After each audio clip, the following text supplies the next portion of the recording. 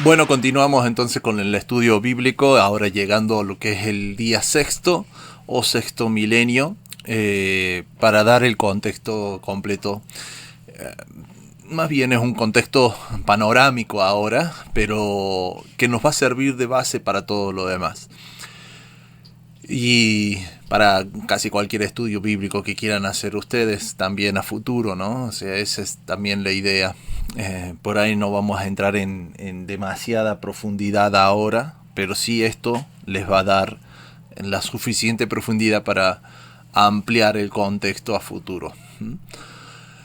Bien, veamos, ya terminamos en el video anterior, el día 5 vimos un poco de lo que fue la historia del Sabbat en aquel milenio y los cambios que se fueron registrando en los concilios ecuménicos.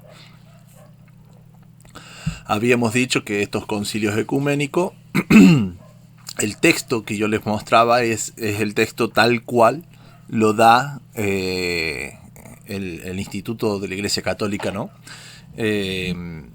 Así lo tienen en su página. Ahí así fue como copié y pegué. Y lo único que hice fue agregarle entre paréntesis, alguna aclaración sobre algún término o alguna persona que se hable en específico, digamos ahí. Sería lo único, a modo de guía y a modo de aclarar, ¿no? Entonces, como verán, en este milenio tenemos mucha más cantidad de información, más cantidad de cosas que van ocurriendo.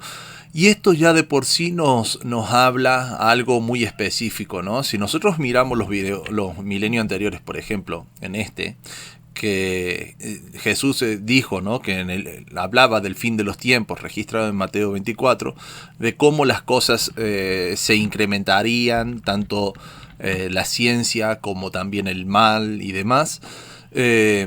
Cuando vamos a este milenio, vamos a ver proliferación de las bestias. Vamos a ver, las bestias me refiero a, si ustedes siguen la línea de los videos, que son los imperios, ¿no? Vamos a ver mayor cantidad de herejías, mayor cantidad de pestes, mayor cantidad de todo, ¿no? Y al día de hoy podemos ver cómo se ha acelerado enormemente los tiempos, ¿no? Hasta que estamos tan cerca de la venida del Mesías hoy en día, ¿no? Entonces, bueno, repasemos un poquito de lo que fue ocurriendo o lo que está registrado en este milenio. Vamos a comenzar con los que son los concilios, para continuar la línea que habíamos marcado en el video anterior.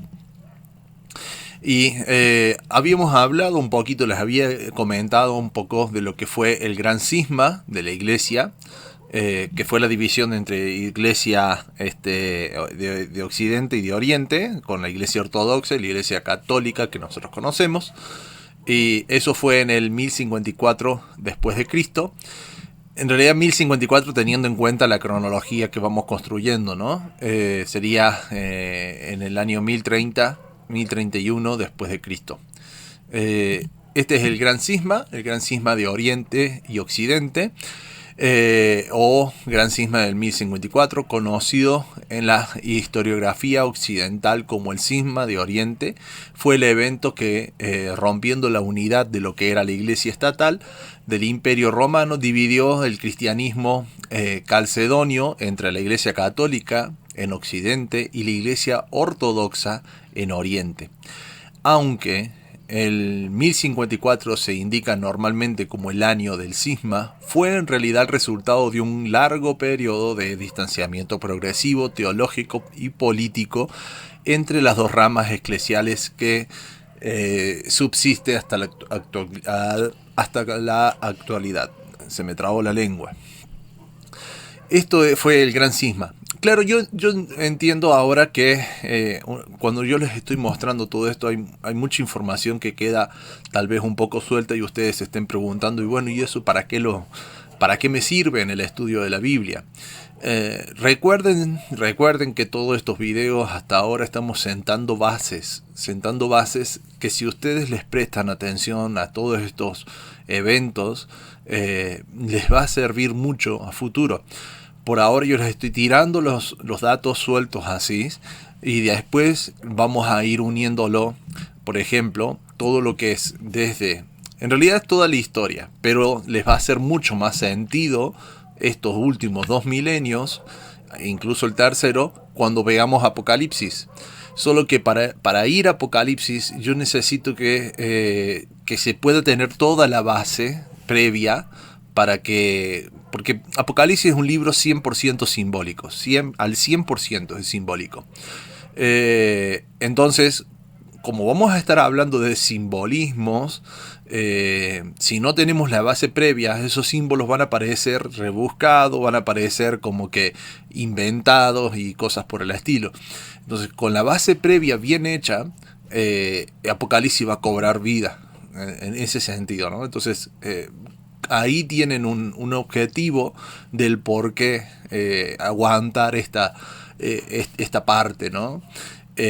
Y al mismo tiempo, todo esto nos va a ir dando, después a la hora de que se estudien las profecías y demás, nos va a ir dando todo el contexto que necesitamos para poder entender y corroborar las profecías, ¿no? Entonces, ahí está la razón. Y son todas citas cortas, como lo que hablo del gran cisma. No me pongo a hablar en profundidad del cisma por una cuestión de tiempo. Principalmente por una cuestión de tiempo, ¿no? Entonces, si nos pusiéramos a hablar del gran cisma, de qué llevó, de cómo fue, quién dijo tal cosa, en qué años, se nos iría un video solo por cada punto. Y bueno, sería infinito la cantidad de información de las cuales podríamos hablar. Entonces, teniendo en cuenta esas cosas, es que avanzamos. Esto fue entonces el Gran Cisma, es una de los hitos que marcó la historia de la Iglesia, porque ya no tenía hegemonía, ya estaba dividido ahora en dos. Y va a empezar un proceso a partir también del Gran Cisma, ya venía y comienza un proceso de lo que se le llama los prerreformadores, ¿no? Que es lo que tenemos aquí. Ustedes podrán ver que los llamados prerreformadores comienzan en el año 1170 y el Gran Cisma en el 1054, o sea, ahí cito, un poquito tiempo después. O sea, no es poco, 50 años más, ¿no? Pero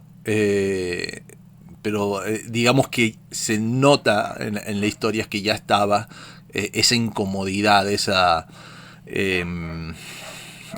gran cisma sentó las bases para que las personas que estaban viendo esas herejías que se estaban cometiendo, viendo esa falta de temor a Dios que se estaban cometiendo en la iglesia, hubiese personas que quisieran levantar su voz a pesar de las consecuencias que podrían tener, quisieran levantar su voz y decir esto no es lo que la Biblia nos enseña, ¿no? Y eso es lo que se va a ir viendo a partir de ahora. Próximo concilio ecuménico, recuerden, para entrar de nuevo en contexto, que la iglesia tuvo muchos concilios donde se reunían justamente a conciliar algo. Había concilios que eran provinciales y demás, había sínodos que eran más locales y después estaban estos concilios llamados concilios ecuménicos, donde en estos concilios se reunían los líderes de todo el cristianismo de la época a conciliar en temas específicos. Eran los más importantes o los más los que más se tendrían en cuenta, pero no por eso los otros son concilios a descartar, solo que por la magnitud de información Es por esa razón que no los he puesto a los otros. En realidad, lo mejor sería hacer un repaso de todos los concilios, porque, bueno, de ahí sacamos muchísima información del progreso de las iglesias, más bien del el progreso hacia un rumbo que no debería haber tomado, ¿no? Ese progreso de la iglesia. Bien, concilio de Letrán. El primer concilio de Letrán fue en el año 1123, el primero celebrado en Roma. Se reunió bajo el Papa Calixto II. Asistieron alrededor de 900 obispos y abades. Se abolió el derecho que reclamaban los príncipes laicos de la investidura con un anillo y báculo de los beneficios eclesiásticos, y trató de la disciplina de la iglesia y de la recuperación de la tierra santa de manos de los infieles.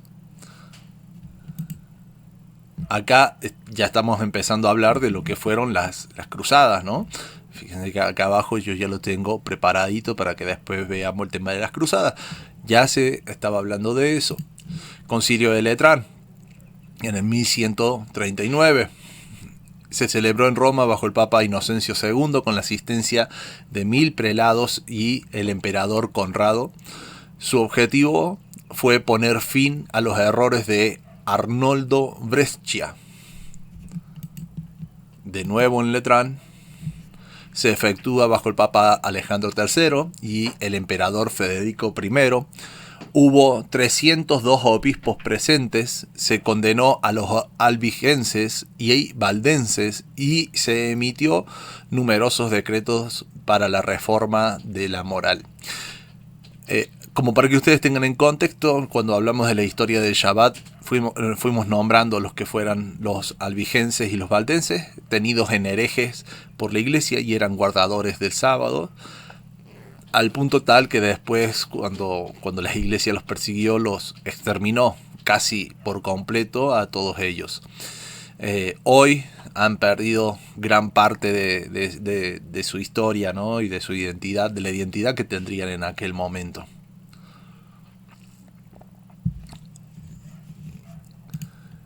Letrán de nuevo, 1215. El cuarto concilio de Letrán se realizó bajo el pontificado del Papa Inocencio III. Estuvieron presentes los patriarcas de Constantinopla y Jerusalén, 71 arzobispos, 412 obispos y 800 abades. El primado de los maronitas y el Santo Domingo de Guzmán. Emitió un credo ampliado contra los albigenses y condenó los errores trinitarios del abad Joaquín y publicó 70 importantes decretos reformatorios.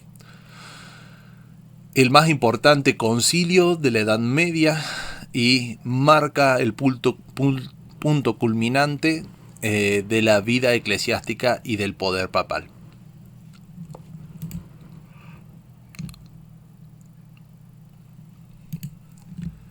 Concilio de Lyons en 1245.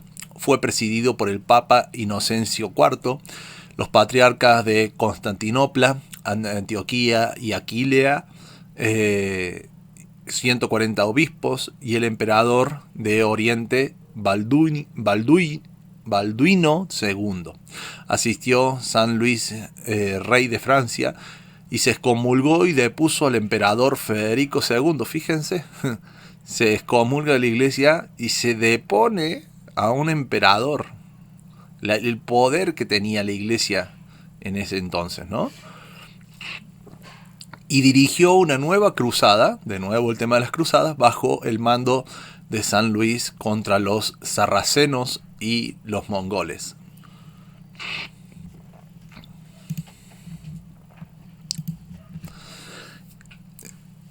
Otro concilio en Lyons, en 1274, fue realizado por el Papa Gregorio X, los patriarcas de Constantinopla y Antioquía, 15 cardenales, 500 obispos y más de 1000 otros dignatarios.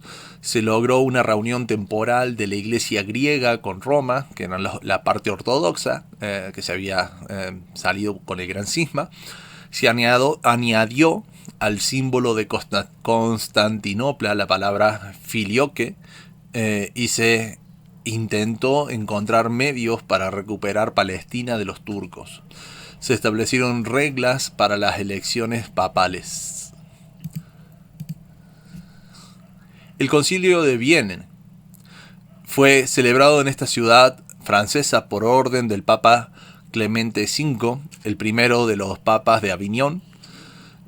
Asistieron los patriarcas de Alejandría, de Antioquía, 300 obispos, 114 según algunas autoridades, y 3 reyes: Felipe IV de Francia, Eduardo II de Inglaterra y Jaime II de Aragón.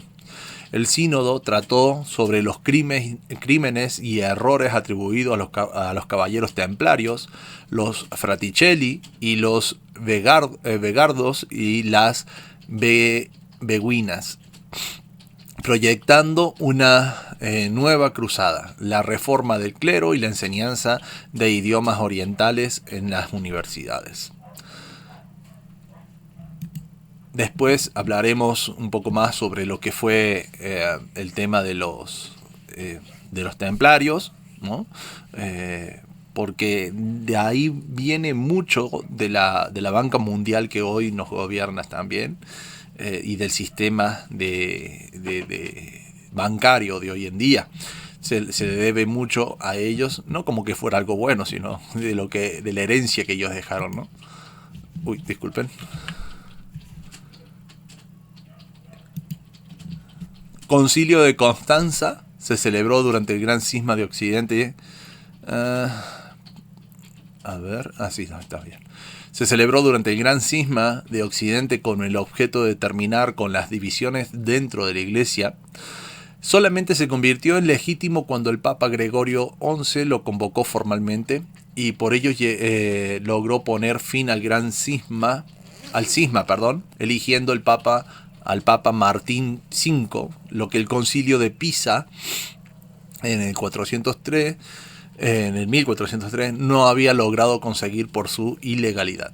El Papa confirmó los decretos anteriores del sínodo contra John Wycliffe y John Hus, 2 pre-reformadores antes de Martín Lutero. Así pues, este concilio es ecuménico solo en sus últimas sesiones, y respecto a los decretos de las sesiones anteriores aprobados por Martín V. Ya para que ustedes vayan viendo cómo se iba, digamos, ordenando acá el tema de las cruzadas, los templarios, los prerreformadores, o sea, la condena a los prerreformadores o a aquellas ciudades como los albigenses, y demás que guardaban el sábado, ¿no? El Concilio de Basilea. El Concilio de Basilea se reunió primero en esta ciudad, en la Basilea, siendo bajo el pontificado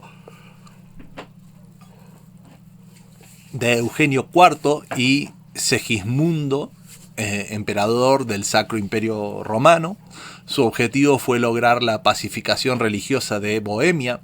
Surgieron dificultades con el Papa y el concilio se trasladó primero a Ferrara en el 1438 y después a Florencia en el 1439, donde se logró una unión breve con la Iglesia griega, habiendo aceptado los griegos las definiciones de los puntos controvertidos del concilio. El Concilio de Basilea es solo ecuménico hasta el final de la 25ª sesión y de sus decretos. Eugenio IV aprobó solamente los que trataban de la extirpación de la herejía, la paz en la cristiandad y la reforma de la Iglesia, y los que al mismo tiempo no derogaban los derechos de la Santa Sede. Bien. Nuevamente en Letrán, el quinto concilio de Letrán, bajo los papas Julio II y León X, siendo emperador Maximiliano I, asistieron 15 cardenales y alrededor de 80 arzobispos y obispos. Sus decretos son principalmente disciplinarios. Se planteó también una nueva cruzada contra los turcos y se quedó en la nada, debido al cataclismo religioso en Alemania causado por Martín Lutero, y acá ya viene Martín Lutero, y la reforma que ocurre en el 1517.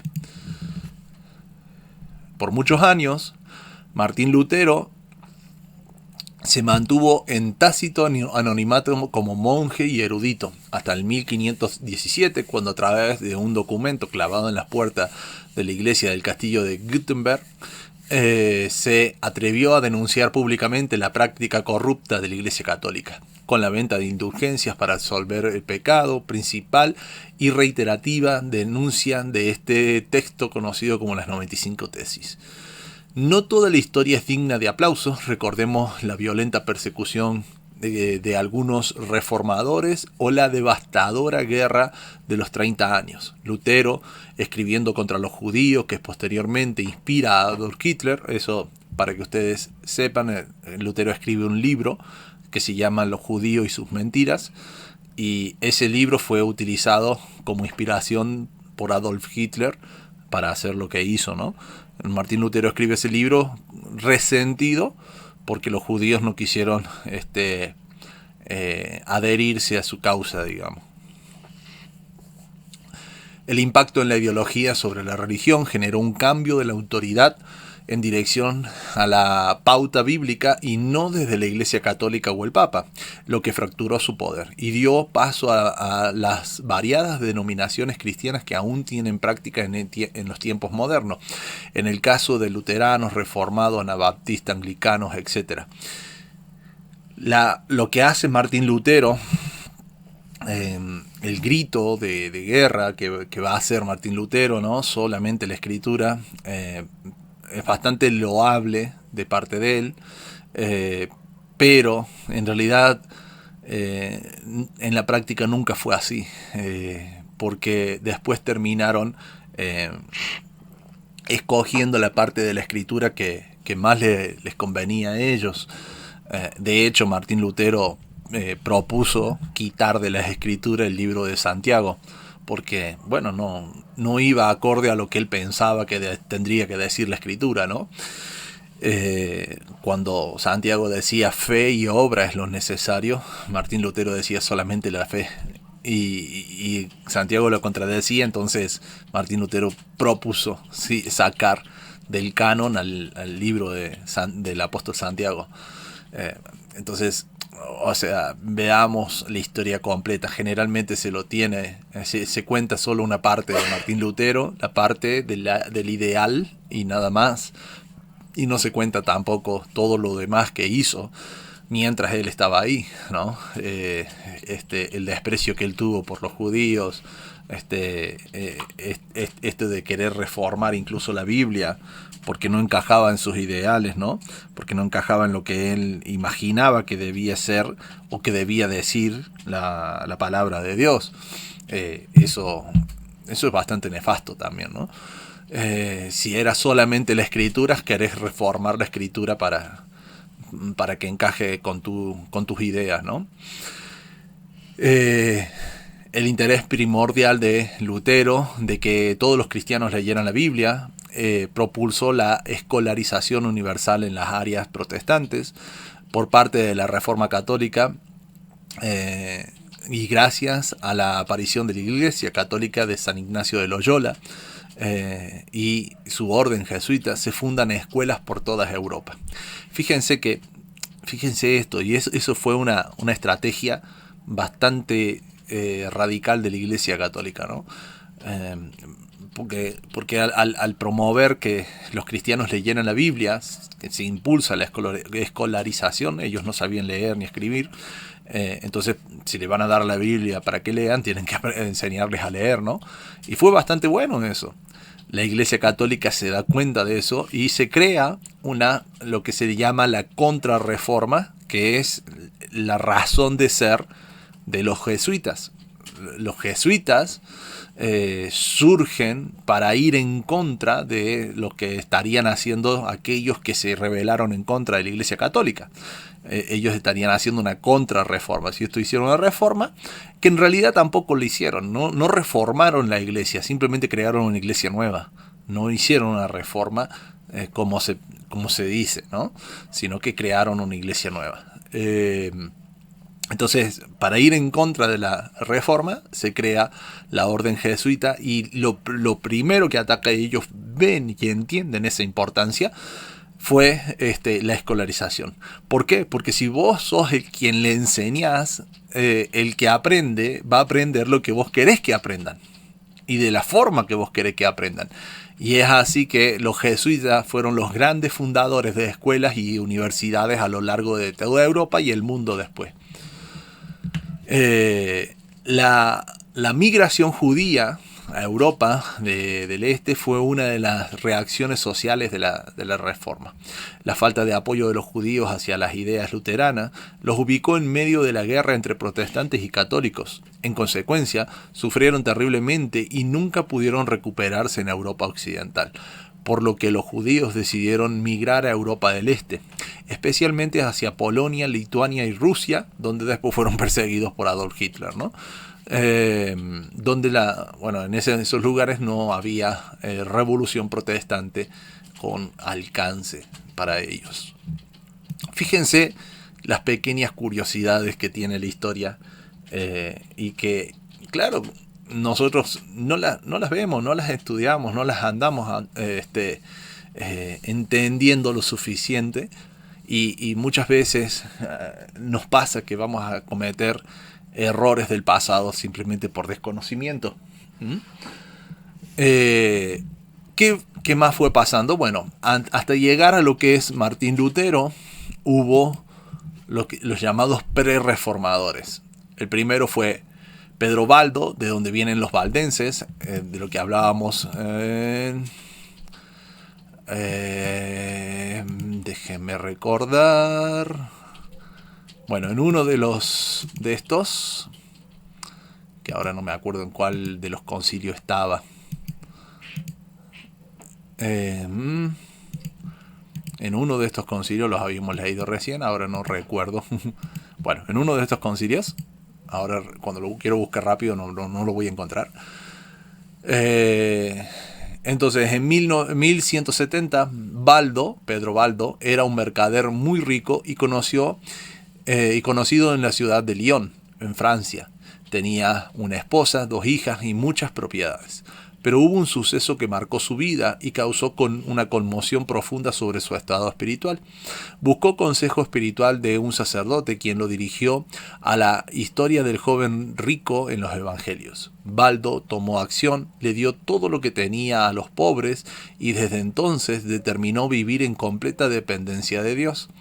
Comenzó a predicar con su Biblia en las calles de Lyon, especialmente a los pobres. Muchos se convirtieron, y para el año 1175, al crecer el grupo y convertirse en un movimiento, se esparció por Francia y otras partes de Europa, y fueron llamados valdenses. Ellos ordenan traducir la Biblia al francés. Esa es una de las grandes herejías que los valdenses cometen. Estos valdenses, estaría fantástico hacer un video solo de ellos. Ellos vivían, al ser perseguidos posteriormente por los jesuitas, ellos se tuvieron que recluir a las montañas y vivían en la montaña, y bajaban de vez en cuando al pueblo para comprar alimentos, y aprovechaban, y cuando bajaban, predicaban de la palabra de Dios. Fíjense la entrega que ellos tenían. Y ellos eran guardadores del sábado. Otra herejía más. Entonces, claro, con más odio los iban a perseguir, ¿no? John Wycliffe, otro pre-reformador antes de Lutero, donde nos dice la historia de John Wycliffe, que Roma había exigido apoyo financiero de Inglaterra. Wycliffe, que era de Inglaterra, aconsejó que no se le diera apoyo a la iglesia. Argumentó que la iglesia ya era demasiado rica y que Cristo llamó a sus discípulos a la pobreza y no a la riqueza. ¿Qué dirían todos los apóstoles de hoy en día, no? De las opiniones de Wycliffe. Tales opiniones metieron a Wycliffe en problemas y lo obligaron a responder por cargos de herejía. Fíjense, algo que la Biblia sí dice, y le daría la razón a Wycliffe, lo obligan a responder como si fuese un hereje. De la misma manera está pasando hoy en día con los pseudos apóstoles, ¿no? Que hay predicando por ahí. 3 meses después, el Papa emitió 5 edictos eclesiásticos contra Wycliffe, en los que fue acusado de 18 cargos y se le llamó maestro de los errores. Este es quien traduce la Biblia al inglés. John Huss nació en el reino de Bohemia. Tengan en cuenta todos esos nombres, de dónde vienen y demás, porque después los van a ver reflejado en la historia de Shabbat. Nació en el reino de Bohemia alrededor del 1369. Nacido en una familia pobre, entró en el sacerdocio buscando prestigio y una mejor vida.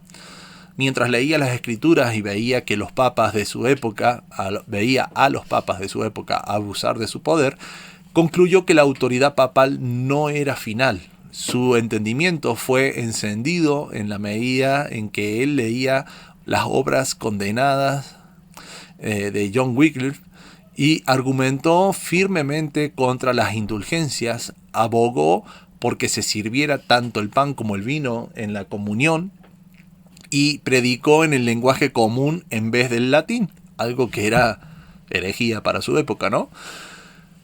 Su alianza con las enseñanzas de Wycliffe lo llevó a ser excomulgado y a ser juzgado como hereje y a ser condenado a la hoguera en el 1415.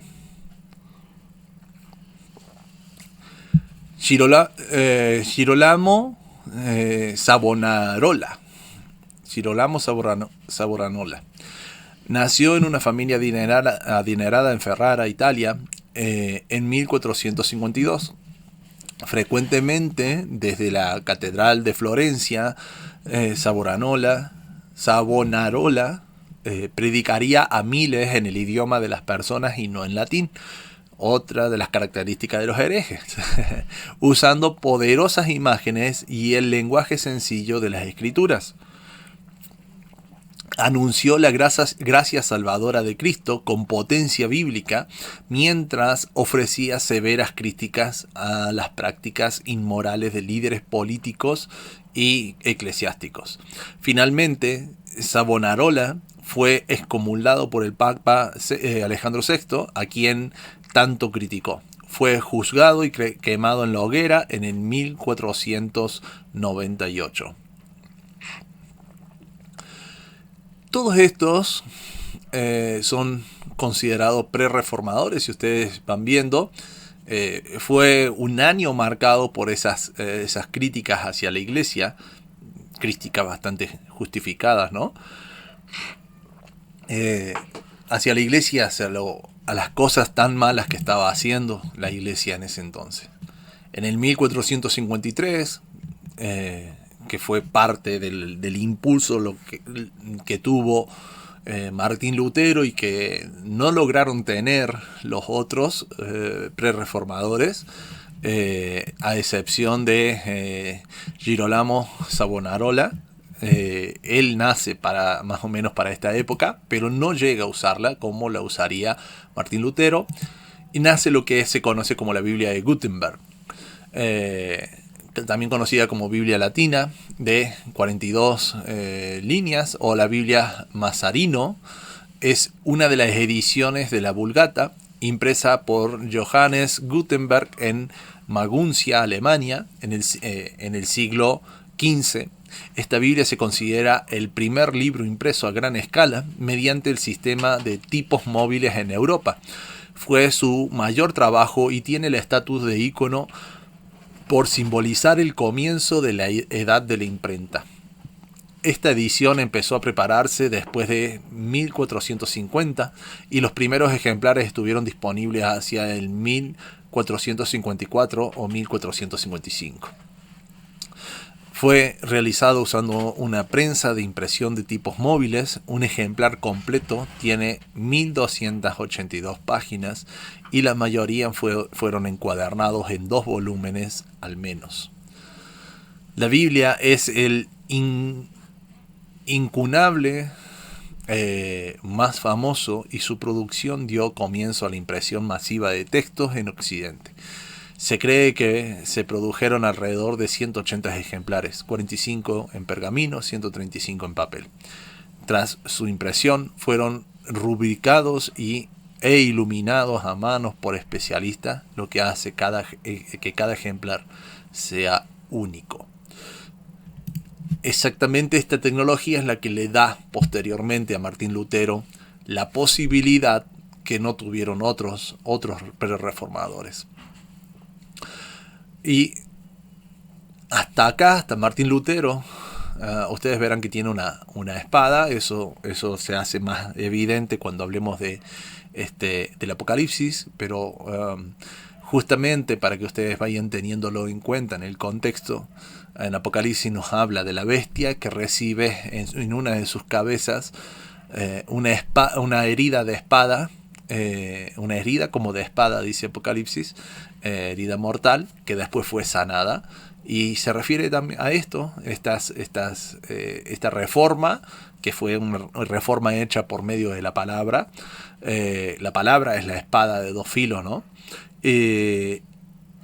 Aunque tuvo sus errores, pero fue una reforma que se basó en volver, aunque sea en partes, pero volver a lo que dice la escritura, que se dice la palabra. Hace una herida mortal que el mundo creyó que no iba a subsanar, porque claro, cuando hablamos de luteranos, hoy en día hablamos de una denominación, pero en aquel entonces era toda la nación, ¿no es cierto? Era toda toda Alemania que se apartó de la iglesia. Después Inglaterra, después así cada uno de los países que tenía su reformador se fueron apartando, el país completo. Fue el tema de la reforma, aunque tuviesen como estandarte la palabra de Dios, en realidad el objetivo principal fue un objetivo político en la reforma. Por esa razón es que los países hartos de la Iglesia Católica tomaron eso, apoyaron a los reformadores para independizarse de la Iglesia Católica. Ya podemos ver en los concilios que hemos leído cómo ponían y sacaban reyes la Iglesia Católica. Entonces le cortaron todo ese poder y esa fue la herida que por medio de la palabra, por medio de la espada, sufrió la Iglesia. Y parecía que no iban a tener vuelta atrás, ¿no? Fíjense que después de la Reforma, prácticamente ahí hay unos pocos años, vuelve a haber un concilio, que es el Concilio de Trento, y después no tenemos más concilio durante casi 300 años. Casi 300 años sin concilio. Y eso habla mucho de lo que sucedió, de la herida mortal que ellos recibieron. Veamos el Concilio de Trento. Este concilio dura 18 años y pasa por 5 papas. Paulo III, Julio III, Marcelo II, Pablo IV y Pío IV. Y bajo los emperadores Carlos V y Fernando. Estuvieron presentes 5 cardenales legados de la Santa Sede, 3 patriarcas, 33 arzobispos, 235 obispos, 7 abades y 7 generales de las órdenes monásticas y 160 doctores en teología. Se convoca para examinar y condenar los errores promulgados por Lutero y otros reformadores para reformar la disciplina eclesiástica. Es el concilio de más larga duración. Publicó la mayor cantidad de decretos y dogmáticos y reformatorios y produjo los resultados más benéficos. a pesar de todo, ahí vemos el resultado. Aquí ya no hay más concilios. ¿Qué fue sucediendo? Para el 1700, cuando viene lo que fue la Revolución Francesa, uno de los generales de Napoleón Bonaparte le quita, a ver si lo puse acá, la Revolución Francesa. Se conoce como la Revolución Francesa un movimiento de corte político y social que ocurrió en el entonces Reino de Francia en el 1798, que condujo a la instauración de un gobierno republicano y liberal. La Revolución Francesa y el bonapartismo, que vino después, conmocionaron al mundo entero y esparcieron por las ideas de la Ilustración francesa, resumidas en el lema revolucionario de libertad, igualdad y fraternidad. El fin del orden feudal. Así renació la República como sistema de gobierno en Occidente. El lema de libertad, igualdad y fraternidad condujo a la redacción de la primera ley de derechos humanos. Las colonias americanas en Europa vieron en la Revolución Francesa un ejemplo a seguir, y sus ideales marcaron huella en sus propios procesos de independencia. El ascenso de Napoleón Bonaparte y su imperio francés, así como las guerras europeas que le sucedieron, pusieron fin a este periodo histórico. Bien, ¿qué sucedió con el tema de las revoluciones francesas? Empezaron justamente a provocar revoluciones en distintos lugares, a hacer una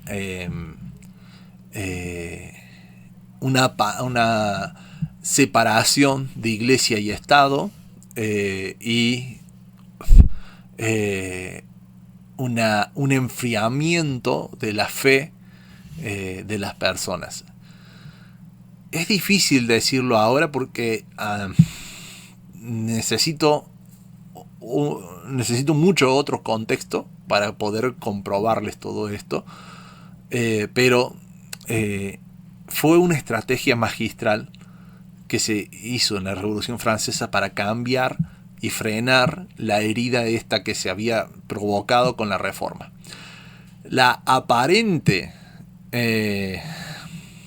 Aparentemente los más perjudicados en esta Revolución Francesa, más allá de los reyes, fueron, desde un punto de vista religioso, fueron la Iglesia Católica, porque la Revolución Francesa fueron en contra del poder religioso del momento, que el más imperante era justamente la Iglesia Católica, y aparentemente para exterminar ese poder. Y después el general de Napoleón Bonaparte va y le quita el poder absoluto al Papa, y queda el Papa encerrado, y de hecho no se vio por muchos años más, no se vio en público ese Papa. Entonces aparentemente la Iglesia Católica fue la más afectada por la Revolución Francesa. Pero hay muchas cosas, hay muchos detalles que nos van diciendo lo contrario. Lo que es la masonería, en un inicio estaba aparentemente en contra de la Iglesia Católica, pero después, con el tiempo, nos muestra que nunca estuvo en contra. Napoleón Bonaparte y su general se sabe que eran masones grado 33 del rito escocés. Algunas de las señales y escritos que han quedado nos indican eso. Y después la Revolución Francesa, quienes promueven esa Revolución Francesa, como los jacobinos y demás, fueron aliados de jesuitas. Los mismos jesuitas son los iniciadores de la parte masónica de los llamados Illuminati hoy en día. Entonces, cuando vemos un montón hay muchas cosas más todavía, pero cuando vemos un montón de estos detalles,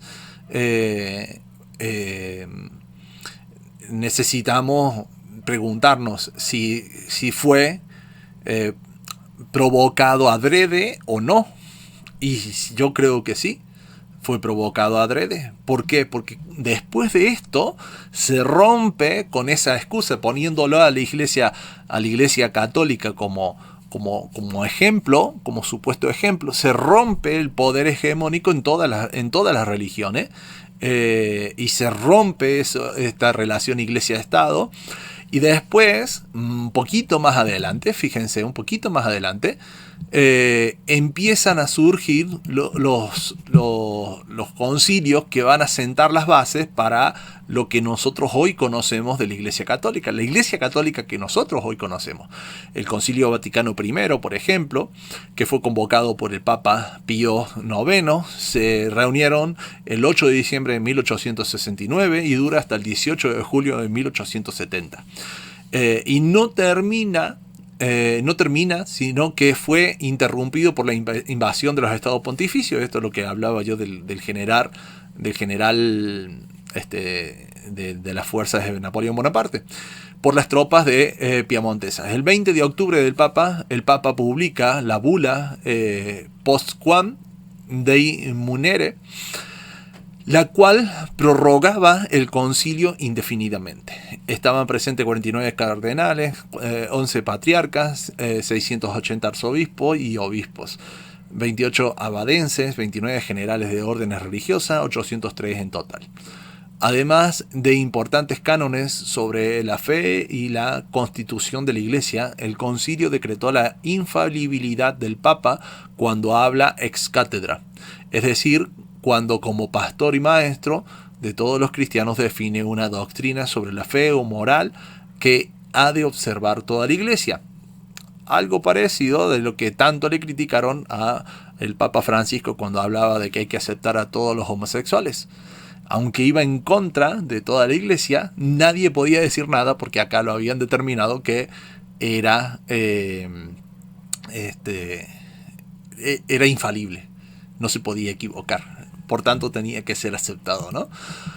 Y después viene el Concilio Vaticano II, pero este va a ocurrir una vez que acá tenemos la devolución de los estados pontificios. En aquel momento se interrumpe, ¿no? Tras la caída del Imperio Romano en Roma, cobra fuerza el papado, y así nacían los estados pontificios cuyo poder e influencia determinarían la vida de la ciudad por mucho tiempo. Pese a la longevidad de los estados pontificios, los papas sufrieron algunas interrupciones en su mandato. Durante los siglos XVIII y XIX, el número de los romanos contrarios al gobierno del papado aumentó. Pronto surgió un movimiento de unificación de Italia en el que algunas de las regiones luchaban entre ellas para lograr unir al país en una sola nación. Tras una primera guerra de independencia que fracasó para el movimiento unificador, Vittorio Emanuele II, apoyado por la legendaria figura de Garibaldi, toma Roma uniendo todo el territorio italiano bajo un mismo poder en el 1870. Era este el fin de los estados pontificios. El último papa y su frente, Pío IX, se negó a aceptar su derrota y se refugió en el Vaticano. Ya sin poder político alguno sobre Roma, el 11 de febrero de 1929, Pío IX y Benito Mussolini suscribieron los pactos de Letrán, en virtud de los cuales la Iglesia reconocía a Italia como Estado soberano y esta hacía lo propio con la Ciudad Vaticano, pequeño territorio independiente de 44 hectáreas bajo jurisdicción del papado. Entonces, básicamente, le quitan al papado el poder gubernamental, justo cuando se estaba celebrando el Concilio Vaticano, posterior a la Revolución Francesa, consecuencia de la Revolución Francesa, quedaba como un líder religioso, pero sin poder de gobierno. Y con Benito Mussolini se le devuelven esos estados vaticanos. Entonces fíjense, ocurre la Primera Guerra Mundial, estaba iniciándose la Segunda Guerra Mundial, posteriormente vino la Guerra Fría, etc. Y ahí la Iglesia Católica primero no se la podía culpar de nada de lo que se estuvo haciendo, porque ellos eran los afectados principales, en teoría, y después resurge y el Juan Pablo II la lleva con su carisma a que el mundo entero la adore como nunca antes la han adorado. Con todo lo que sucede con el muro de Berlín y demás. A pesar de que tuvieron tantos lazos con los nazis, ¿no? Y surge el Concilio Vaticano II en el 1962 al 1965. El artículo es de principios del siglo XX, por lo que añado provisionalmente una breve nota sobre este concilio. Fue convocado por el Papa Juan XXIII, perdón. Tuvo 4 sesiones. La primera la presidió en 1962 Juan XXIII, que murió el 3 de junio del 63. Las otras 3 etapas fueron convocadas y presididas por su sucesor, Papa Paulo VI, hasta su clausura en 1965. Ha sido el concilio más representativo de todos. Asistieron alrededor de 1000 padres conciliares de todo el mundo y miembros de todas las confesiones cristianas. Y aquí empieza el movimiento ecuménico hasta el día de hoy. La finalidad del concilio fue aggiornamento o puesta al día de la iglesia, renovando lo viejo, revisando el fondo y la forma de su acción en un diálogo con el mundo moderno. No hubo definiciones dogmáticas. Aquí comienza el llamado ecumenismo. La palabra ecumenismo hace referencia, viene de la palabra latina ecumene, que hace referencia a todo el imperio. El movimiento surgido con los que son se me fue el nombre, los contrarreformadores. Ahora se me borró de la mente, se me puso la mente en blanco. El movimiento de contrarreforma por los jesuitas, ahí está, iniciado por los jesuitas.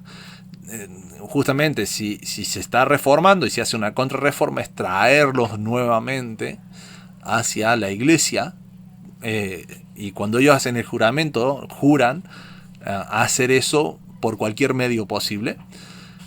Inician los jesuitas la manipulación de las mentes por medio de la fundación de escuelas y apropiarse de todo el sistema educativo posible. Luego, metiéndose en los gobiernos, hay libros escritos al respecto de la influencia la influencia nefasta que ellos tuvieron, incluido hasta el Titanic. Se dice de eso. Las bancas mundiales fueron promovidas por los jesuitas porque con eso podían tener el control monetario y gubernamental de los países, y ir llevando de a poco las religiones hacia el control absoluto del papado. Muchos de los líderes religiosos más importantes e influyentes de hoy en día tienen raíces con la Iglesia Católica, y básicamente el movimiento que han hecho fue magistral, viéndolo desde un punto de vista estratégico solamente, no desde un punto de vista bíblico, sino estratégico. Fue magistral. Lograron que todos se vuelvan a la adoración al papado. Y cuando se dice que renuevan lo viejo, en realidad renovar es traer lo viejo a revitalizarlo, digamos, ¿no? No lo cambiaron, sigue siendo el mismo objetivo. Tal vez cambiaron apenas un poquito las declaraciones públicas, pero nada más. El objetivo, el trasfondo, la esencia sigue siendo exactamente la misma. Y eso es lo que ratifica el Vaticano II, el Concilio de Vaticano II, hasta nuestros días. Y el movimiento ecuménico que todos nosotros conocemos también. Eso en cuanto a los concilios. ¿Qué fue pasando en cuanto, para terminar, lo que estudiábamos de la historia de Shabbat? ¿Qué fue pasando en este tiempo? En este milenio. En el siglo XI, o sea, a partir del año 1000 al 1100, en Escocia. Nos dice, era otra costumbre de ellos el ser negligentes en la reverencia debida al día del Señor, al dedicarse a toda clase de negocios mundanales ese día, como los hacían los demás días de la semana. Que esto era contrario a la ley. La reina Margarita, se lo probó tanto por razonamiento como por autoridad. Veneramos el día del Señor, decía ella, a causa de la resurrección de nuestro Señor, lo cual ocurrió ese día. No sigamos haciendo cosas serviles teniendo en mente que ese día fuimos redimidos de la esclavitud del mal. El bendito Papa Gregorio afirmaba lo mismo. O sea, en esto tenemos un registro de que en Escocia no se guardaba el domingo. Y lo tenemos ahí la cita, ¿no? Para que ustedes lo puedan buscar. Entonces, si no se guardaba el domingo, ¿no? ¿Qué se guardaba en Escocia? Fijémonos, ¿no?, en el resto de los comentarios de las citas bíblicas, de las citas históricas. Escocia, el historiador Skene, comentando la obra de la reina Margarita, dice: el asunto siguiente tenía que ver con que ellos reverenciaban debidamente el día del Señor, pero en su última instancia parecen haber seguido una costumbre de la cual se hallan rastro en la iglesia cristiana primitiva de Irlanda, que era la de sostener que el sábado era el día de reposo. Fíjense, por eso no se guardaba el día del Señor, por eso no se guardaba el domingo, en el cual descansaban de todas sus labores. A eso lo tienen escrito en Skene, Celtic Scotland, en el tomo 2, en la página 349. Escocia e Irlanda. En este asunto, los escoceses quizás habían adoptado el uso tradicional de la antigua iglesia irlandesa, la cual observaba el sábado en lugar del domingo como día de descanso. Ahí tienen también la cita en el concilio de Clermont. Durante la primera cruzada, el Papa Urbano II decretó en el concilio de Clermont, en el 1095 después de Cristo, que el sábado se dedique al honor de la Virgen María. Andrew Conradi, en la historia del sábado, en la página 572. En Constantinopla, como ustedes observan, el sábado con los judíos y el día del Señor con nosotros se parecen a la secta de los nazarenos. Esto lo dice el cardenal Humberto en Migne, Patrología Latina, tomo 143, página 936. Fíjense lo que les dice: se parecen a la secta de los nazarenos. Esta secta de los nazarenos está nombrada en el libro de los Hechos, así se los llamaba, o la secta del Camino también, llamada en el libro de los Hechos, ¿no? La iglesia griega dice: la observancia del sábado es, como todo el mundo lo sabe, el objeto de una amarga disputa entre los griegos y los latinos. Entonces, vamos viendo que todo este tiempo, cuando acá en el 54 ocurre el gran cisma, como después también en la historia de los prerreformadores, había toda esta disputa entre sábado y domingo, y había mucha más gente volcada a la adoración del sábado de lo que se reconoce, ¿no? Lombardía. Restos de observadores del sábado todavía se hallan en tiempos de Gregorio I, Gregorio VII y durante el 12º siglo de Lombardía. Esto es en Strong y Enciclopedia, tomo 1, página 660. En Francia e Italia, en el siglo II, los valdenses, que esto era lo que yo les comentaba de Pedro Baldo, ¿no? Entre los documentos originados por las mismas personas tenemos una explicación de los 10 mandamientos fechada en el 1120 por Boyer. Se goza de la observancia del sábado por el cese de todas las labores mundanales. Esto lo dice Blair en la Historia de los Valdenses, tomo 1, página 220. También otra cita, es interesante notar que los lugares donde se hallaban observadores del sábado era donde los valdenses habían predicado con mayor éxito. El sábado en la escritura y la historia, 1982, página 208. En Gales, fíjense la crueldad que tuvo la Iglesia Católica contra Gales. Los valdenses, por ejemplo, se nos narra que la Iglesia Católica los arrinconó en las montañas donde ellos vivían y los empujó hasta que ellos cayeron de un barranco y así mataron a la mayoría, no a todos, pero sí a la gran mayoría del pueblo valdense. Eso eran las tácticas de la iglesia. Para los galeses fue tal la persecución que tuvieron que la Iglesia Católica hace unos años atrás tuvo que pedir perdón porque todo se había hecho público. Fíjense lo que dice de los gales. Existe mucha evidencia de que el sábado prevaleció universalmente en Gales hasta el 1115 después de Cristo, cuando el primer obispo romano se sentó en San David. Las antiguas iglesias galesas, guardadoras del sábado, ni siquiera entonces se arrodillaron ante Roma, sino que huyeron a sus lugares de escondite. Esto lo pueden leer en Gamble y Gren, en Iglesia Bautista del Séptimo Día, en Europa y en América. Tomo 1, página 29. En Francia, durante 20 años, Pedro de Buis sacudió el sur de Francia. Él acentúa especialmente un día de adoración que era reconocido en esa época por las iglesias celtas de las iglesias británicas.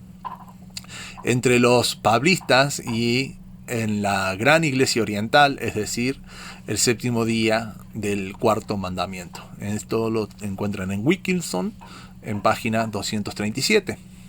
Los Pasagini, el autor papal Bonacursus, escribió lo siguiente en contra de aquellos llamados Pasagini.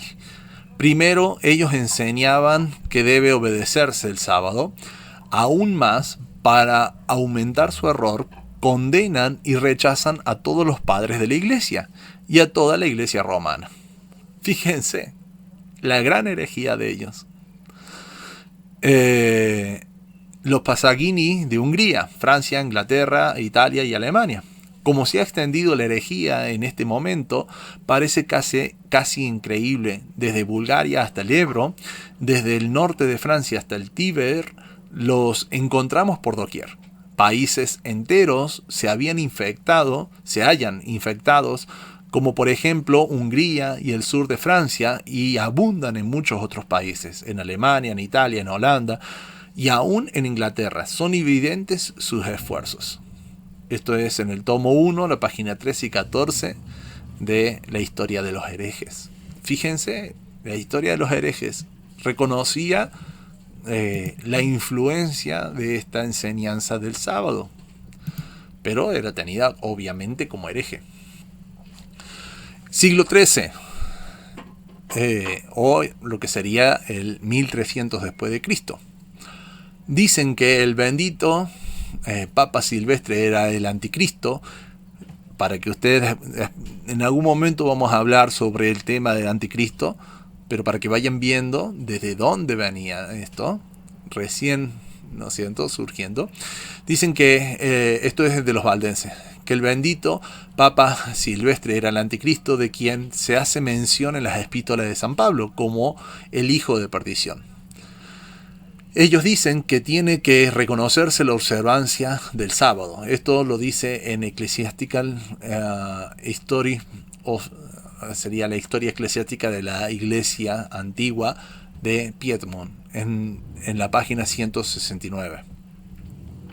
Esto es un prominente escritor católico romano escribiendo en cuanto a los valdenses. Bueno, ahí esa es la evocación de la herejía que les daba a los valdenses, ¿no? Los inquisidores declaran en el signo de un baudois, juzgado, digno de muerte, era que seguía a Cristo y trataba de obedecer los mandamientos de Dios. Fíjense, la herejía digna de muerte, según los inquisidores, era seguir a Cristo y tratar de obedecer los mandamientos de Dios. Cuando ustedes van y leen el libro de Apocalipsis, dice: esta es la fe de los santos, los que creen en Jesús, o sea, los que siguen a Jesús y obedecen los mandamientos de Dios. O sea, yo creo que la Biblia habla sola ahí, ¿no? Miren lo que la iglesia, supuesta representante de Dios en la tierra, condenaba como hereje y dignos de muerte, era a lo que la misma Biblia dice que eran los santos. Los santos. Tremendo, ¿no? Tremendo las evidencias. En el siglo XIV, dice los valdenses que debemos adorar a un solo Dios, quien puede ayudarnos. Y no los santos que han desaparecido, que debemos guardar el santo sábado. Inglaterra, Holanda y Bohemia. Nosotros escribimos de los sabatistas en Bohemia, Transilvania, Inglaterra, Holanda entre los 1250 y 1600 después de Cristo. Eso lo dice Wilkinson. En Bohemia, actual Chequia, en 1310, 200 años antes de la tesis de Lutero, los hermanos de Bohemia constituían un cuarto de la población de Bohemia, y estos se mantenían en contacto con los valdenses que abundaban en Austria, Lombardía, Bohemia, norte de Alemania, Turingia, Brandenburgo y Moravia. Erasmo señala que los valdenses bohemios eran estrictos guardando el séptimo día.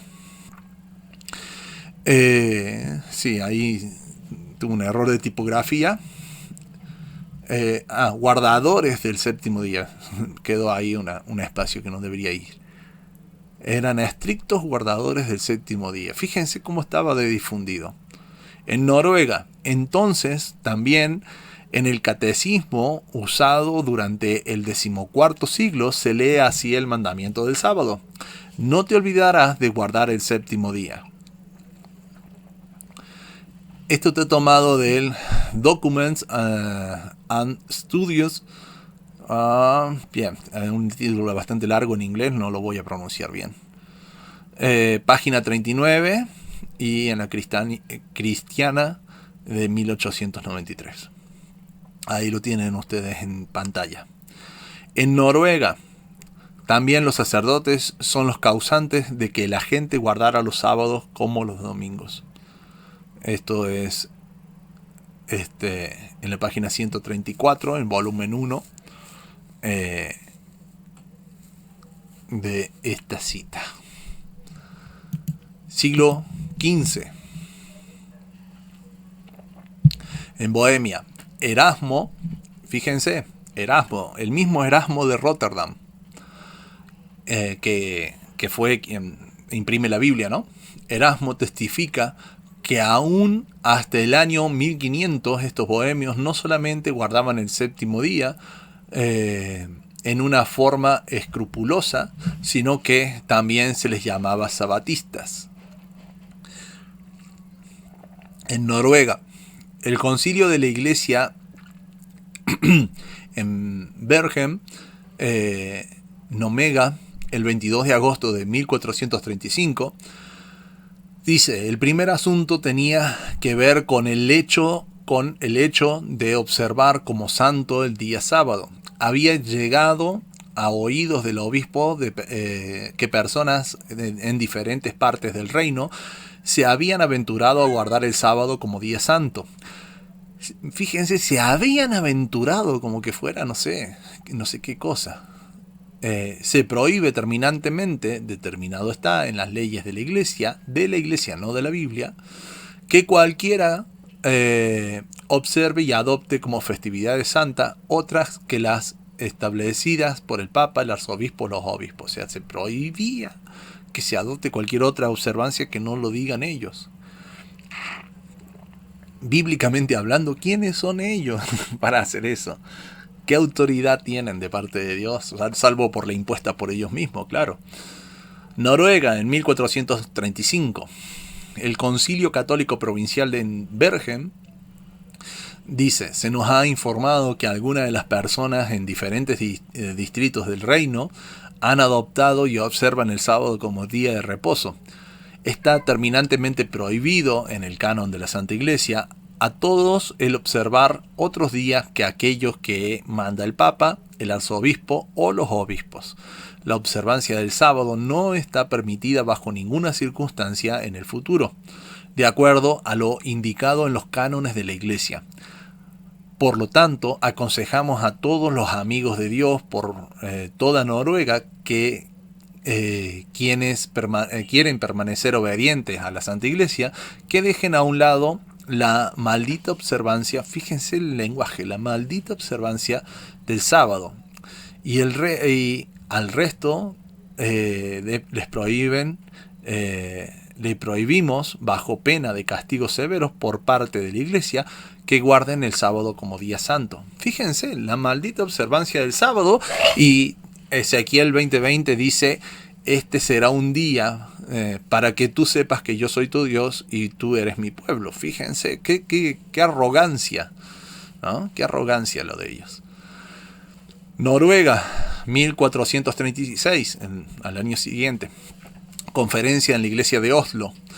Está prohibido bajo pena de los mismos castigos guardar el sábado como día santo al evitar trabajar ese día.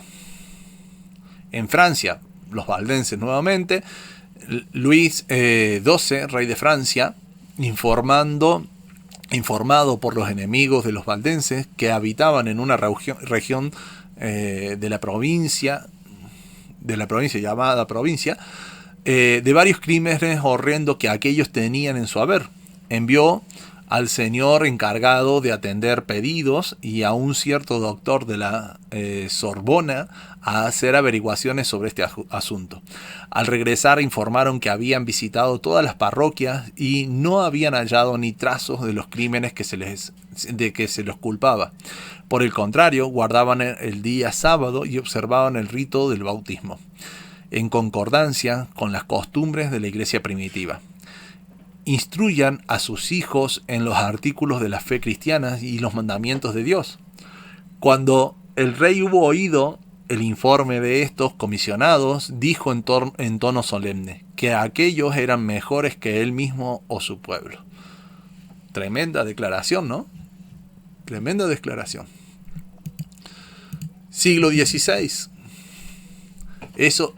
Todo lo que leímos recién fue para la época ya terminando los prerreformadores, ya inicio de lo que sería lo de Martín Lutero entre siglo XV y ahora siglo XVI, para que ustedes tengan el contexto en la época de Martín Lutero. De hecho, se sabe por distintos escritos que Martín Lutero, aunque él tomaba como día principalmente santo el día domingo, también guardaba por el día sábado, desde un aspecto no de santificarlo, sino porque se ponían ahí, se imponían en el sábado lo que era todo lo que podría considerarse como castigo, ayunos y demás, todo lo que no le podría gustar a la gente lo ponían en el día sábado para tratar de moldear su forma de pensar, ¿no? Pero Martín Lutero estaba en eso también, ¿no?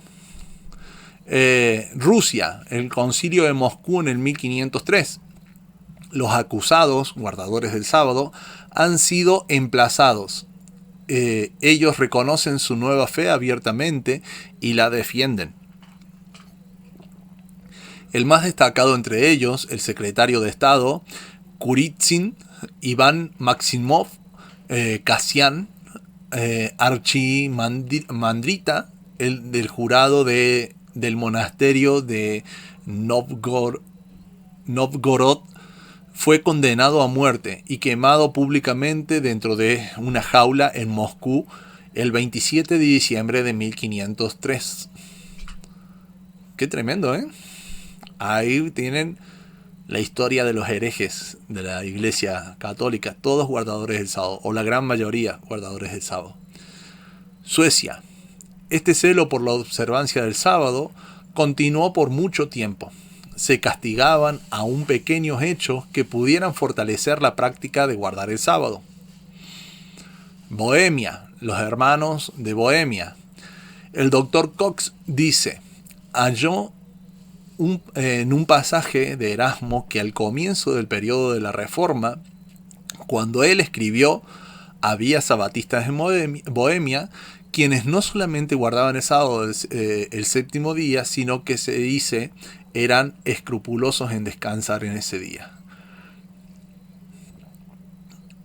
Lituania. Los sabatistas enseñan que hay que cuidar aún la apariencia del sábado, del séptimo día. Ellos dicen que el domingo es una invención de los papas.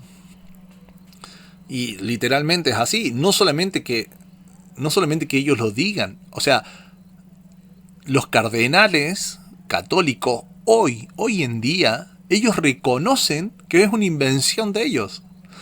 ¿Cuál es la diferencia? Por eso les digo que el Concilio Vaticano II no cambió nada de la esencia de la Iglesia. ¿Cuál sería la diferencia hoy en día al ellos reconocer esto? Ellos lo hacen, ¿por qué? Porque si la Iglesia vino a reformar el sábado, perdón, vino a reformar la Iglesia Católica, los protestantes, ellos se reúnen y guardan el día domingo.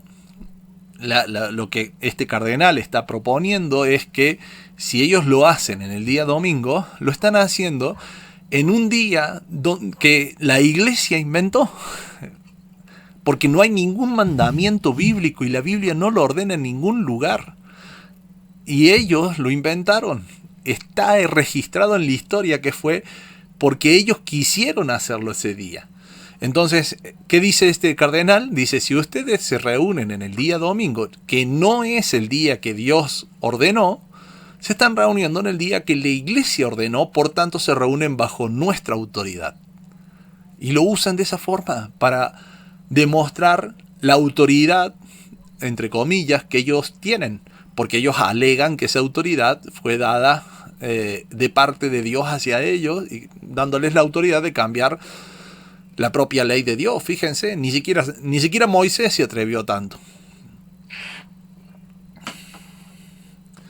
La lista de los historiadores de las iglesias en el siglo XVI dice: sabatistas, llamados así porque rechazaban la observancia del día del Señor, no por estar mandado, de observancia del día del Señor, por no estar mandado así en las Escrituras. Consideraban solo al sábado como santo, tal cual lo dice la Escritura, ¿no? Porque Dios descansó en ese día y mandó que se lo guardase y descansase en él. Ese era el único día, es el único día en las Escrituras que Dios mismo dice que es santo. Alemania, el doctor Eck, no sé cómo se pronuncia eso, Eck, refutando a los reformadores. Refutando a los reformadores. O sea, la crítica iba en contra incluso de ellos. No obstante, la Iglesia ha transferido la observancia del sábado al domingo, y eso lo reconoce la misma Iglesia Católica, por virtud de su propio poder. Fíjense que lo que les decía recién, sin el respaldo de la Escritura.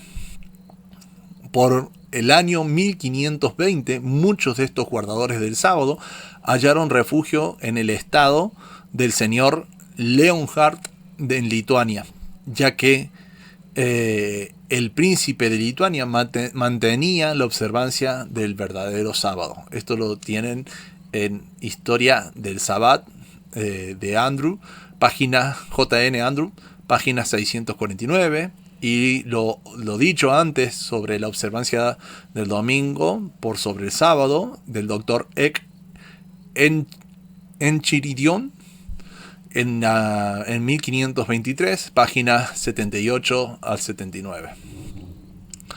Noruega, 1544. Algunos de ustedes, contrario a la advertencia, guardan el sábado. Ustedes deben ser severamente castigados. A cualquiera que se lo halle guardando el sábado deberá pagar una multa de 10 marcos. Esto lo dice en la historia del reino cristiano. Bueno, ahí no sé bien qué significa, pero ustedes lo pueden buscar después. Ahí está la cita. Finlandia. El 6 de diciembre de 1544, el rey Gustav Vasa I, la carta de Suecia al pueblo de Finlandia, dice: ya hace tiempo que hemos oído que algunas personas en Finlandia han caído en el gran error de observar el día séptimo llamado sábado. En Suiza, la observancia del sábado es parte de la ley moral. Se ha guardado como día santo desde principios del mundo. Holanda y Alemania, Bárbara de Thiers, quien fuera ejecutada en 1529, declara: Dios nos ordenó descansar el séptimo día. Otra mártir Cristina Toligerim es mencionada en la siguiente manera: en cuanto a los días santos y los domingos, ella dice: en 6 días el Señor hizo el mundo y el séptimo día descansó. Los otros días santos han sido instituidos por los papas, cardenales y obispos. Fíjense qué tremendas declaraciones que van haciendo, ¿no? Y eso era en el mismo contexto que estaba ocurriendo lo de Martín Lutero. En Inglaterra, en el 1668, aquí en Inglaterra hay unas 9 o 10 iglesias que guardan el sábado, además de muchos discípulos esparcidos que han sido eminentemente preservados. También en Inglaterra, el señor Thomas Banfield, que había sido orador en uno de los parlamentos de Cromwell, escribió también con relación a la observancia del séptimo día y fue encarcelado por sus principios religiosos en la cárcel de Ilchester, en Suecia y Finlandia. Podemos rastrear estas opiniones casi por toda Suecia de estos tiempos, refiriéndose al sábado, ¿no? Desde Finlandia y el norte de Suecia. En el distrito de Uppsala, los campesinos guardaban el sábado en lugar del domingo. Por el año 1625, esta tendencia llegó a ser tan pronunciada en estos países que no solamente gran número de gente común guardaba el sábado, sino que también aún muchos sacerdotes hacían lo mismo. En América, en el 1664, dice Esteban Mumford, el primer guardador del sábado en América, vino de Londres en 1664. En América también, en el 1671, bautistas del séptimo día se separaron de la iglesia bautista para poder guardar el sábado. En Inglaterra, Carlos I en el 1647, mientras interrogaba a los miembros del Parlamento, dice: porque no se hallaba en la Escritura ningún lugar que diga que el sábado no se debe guardar más, o que ha sido reemplazado por el domingo. Por lo tanto, debe ser la autoridad de la iglesia la que cambió el uno e instituyó el otro. Y la iglesia lo reconoce así. Inglaterra, John Milton. Seguramente, fíjense que Milton era uno de los condenados en los concilios. ¿Qué decía John Milton? Dice, seguramente será mucho más seguro observar el séptimo día de acuerdo al mandamiento expreso por Dios que adoptar el primer día basado en la autoridad de mera conjetura humana. Por eso fue condenado en los concilios. Siglo XVIII.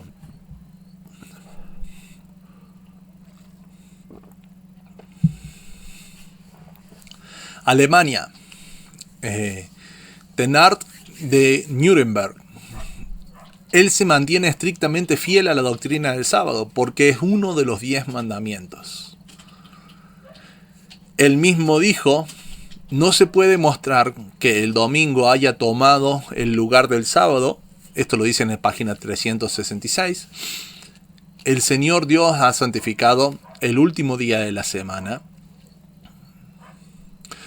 El anticristo, por otra parte, ha señalado el primer día de la semana. Fíjense que coincide también con lo que decían de que lo tenían como anticristo al Papa, ¿no? Bohemia y Moravia, hoy Chequia. Adolfo Dux escribe así en su historia. En el periodo de 1635 y a 1867, la condición de los sabatistas era terrible. Todos sus libros y escritos tenían que ser enviados al consistorio de Carbon para llegar a ser presa de las llamas. En Moravia, conde de Sissendorf, y esta es bastante importante esta cita porque de acá surge la iglesia morava, que se mantuvo en oración durante 100 años y que impulsa las misiones mundiales que hoy conocemos, y que la iglesia los tiene como wow, los grandes que marcaron la historia, pero no te cuenta lo que esta cita dice. En el 1738, Sissendorf escribe así en cuanto a la manera como él guardaba el sábado. Dice, yo he usado el sábado para descanso ya por muchos años y nuestro domingo para la proclamación del Evangelio. América, en el 1741, los hermanos moravos, después que Sissendorf llegó de Europa, dice, como un hecho especial merece destacarse el que él haya resuelto con la iglesia de Betlehem observar el séptimo día como día de reposo. Fíjense, los mismos moravos. En América, pero antes que Sissendorf y los moravos de Belén comenzaran a observar el sábado, Betlehem, comenzaran a observar el sábado y prosperaran, había un pequeño grupo de alemanes guardadores del sábado en Pensilvania. O sea, otros guardadores del sábado aparte de ellos, ¿no?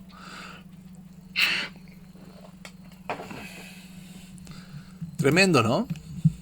Siglo XIX, apenitas pisándonos los pies, los talones antes. En China, por esta época, Jung prohibió el uso del opio e incluso el tabaco y todas las bebidas intoxicantes. El sábado se guardaba religiosamente en China. ¡Wow! Al día séptimo se lo observaba estricta y religiosamente. El sábado guardado en Taipei es nuestro sábado. En China dice, cuando se les preguntaba a los taipianos por qué guardaban el séptimo día, respondían que primero porque la Biblia lo enseña así y segundo porque sus antecesores lo habían observado como un día de adoración. Esto lo pueden encontrar en el libro de la historia crítica del sábado y el domingo. En India y Persia, además, ellos mantenían una observancia solemne del culto cristiano por todo el imperio en el séptimo día. En Dinamarca, en 1875, el pastor M.A. Sonuner comenzó a observar el séptimo día y escribió en la publicación de su iglesia, Indomben Christendom, número 5, en el 1875. Un artículo impresionante en cuanto al sábado. En una carta, al anciano Juan G. Matheson le dice: entre los bautistas aquí en Dinamarca hay una gran agitación con respecto al sábado del mandamiento. Sin embargo, yo soy probablemente el único predicador en Dinamarca cuya posición es muy cercana a la de los adventistas que por muchos años han proclamado la segunda venida de Cristo. En Suecia, bueno, acá no estamos nombrando, en toda esta historia, no estamos nombrando la más obvia, que sería la de los adventistas, que surge en el siglo XVIII, ¿no? En Suecia, bautistas, nosotros nos esforzaremos por mostrar ahora que la santificación del sábado tiene su fundamento y su origen en una ley que Dios mismo estableció en la creación del mundo y que por consecuencia une a todos los hombres de todas las edades. En América, 1845. Así vemos cumplido Daniel 7:25, el cuerno pequeño cambiándonos los tiempos y la ley. Por tanto, a mí me parece que los que guardan el primer día de la semana son guardadores del domingo papal y quebrantadores del sábado de Dios. Y así es, bueno, esta es una de las teologías principales en la iglesia adventista, ¿no? En Daniel 7:25, y literalmente, como vimos en el milenio pasado, la iglesia católica cumple a la perfección esta profecía del cuerno pequeño, ¿no? Siglo XX, acá tenemos muchísimos que guardan el sábado y es difícil enumerarlos a todos porque muchos de ellos ni siquiera son iglesias que uno puede ir y asistir, digamos, en un edificio con un cartel. Algunos sí y muchos no, porque muchos se reúnen en las casas, son grupos de gente comunes y corrientes que se reúnen a estudiar en sus casas. Pero surgen los adventistas del séptimo día, Iglesia de Dios del séptimo día, los judíos mesiánicos, las raíces hebreas que se reúnen en las casas, las iglesias bautistas africanas e independientes, que tras la emancipación, las comunidades afroamericanas fundaron sus propias iglesias independientes, como la Iglesia Bautistas Nacionales o las Iglesias de Dios en Cristo. Y en este entorno de autonomía, muchos pastores y feligreses comenzaron a estudiar la Biblia sin la supervisión de denominaciones blancas, ya que tenían una tradición dominical establecida. Estas iglesias no suelen formar una denominación grande y unificada, sino que son más bien congregaciones independientes o asociaciones pequeñas. Aquí hay algunos nombres y ejemplos documentados de estas iglesias. Iglesia Bautista del Séptimo Día, de color, que al no ser aceptados por las asociaciones bautistas principales formaron su propia denominación. La Iglesia de Dios del Séptimo Día, Conferencia de Filadelfia, que se separan por cuestiones de racismo, pero mantienen el sábado. La Iglesia Bautista del Séptimo Día, y con el nombre de la ciudad, hay muchas, dependiendo de la ciudad que estén. La verdadera Iglesia Bautista del Séptimo Día, Iglesia de Dios Apostólica del Séptimo Día, y así muchas otras más. Esto es en nuestra época, ¿no? Entonces, la observancia del sábado bíblico ha sido una corriente subterránea pero persistente a lo largo de toda la historia del cristianismo. Surgió una y otra vez en grupos que al leer la Biblia por sí mismos llegaron a la convicción de que el mandamiento del séptimo día nunca fue abolido. Hay muchos grupos y denominaciones más, pero este repaso nos sirve para visualizar cómo el verdadero mensaje de la palabra de nuestro Padre se difundió y no se pudo hacer callar. Los cátaros, los valdenses, los albicianos, Iglesia etíope, los bautistas del séptimo día, los fidelifianos, los judíos de Ruspe, los subotniks, o sabatarios en Rusia, y muchísimos más a lo largo de toda la historia, que nos hablan de esto. Se intentaron hacer callar, pero no pudieron. Y fíjense, misiones mundiales marcadas acá en el 705.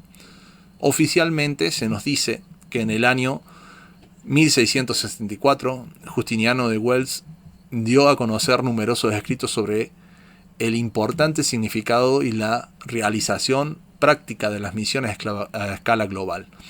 Aunque estos escritos fueron fuertemente criticados por los teólogos luteranos, el movimiento de las misiones evangélicas empezó alrededor de finales de 1705 y a principios de 1706, con la partida de Bartolomeo Siegenvald y otros misioneros hacia la India.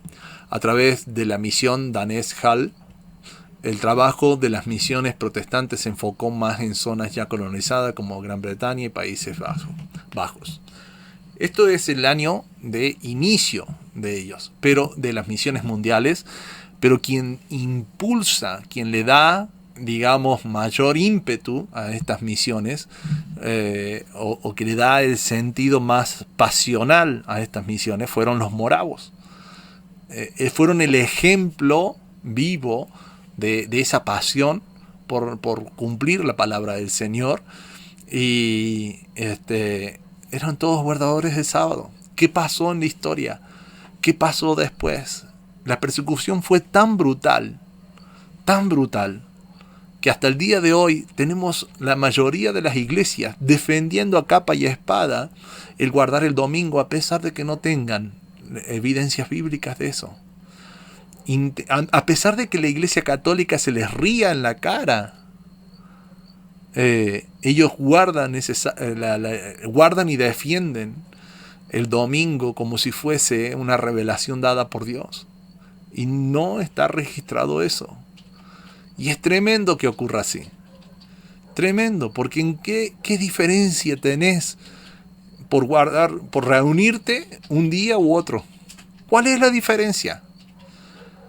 ¿Saben cuál es? La diferencia fue que Dios en la Biblia dice: este es el día que nos representa, a mí como Dios tuyo y a vos como pueblo mío. Entonces, en esa cuestión de identidad, nadie quiere salir perdiendo. Ellos quieren marcar su propia autoridad.